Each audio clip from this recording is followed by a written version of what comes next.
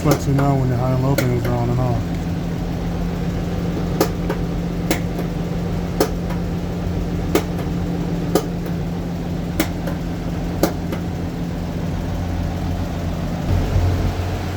AC. The various settings. It's currently on right now. Just turned it off. You'll hear it kick on.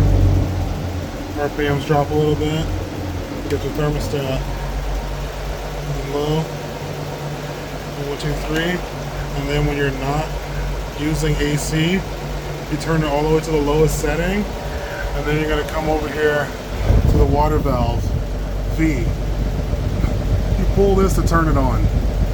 You turn that, pull that, and then it lets water into the heater core side that is in through these ones, and it'll start heating up and blowing warm air.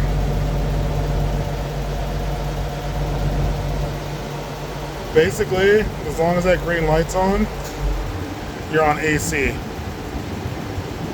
When this is off, turn that off, pull this valve, it turns the heater on.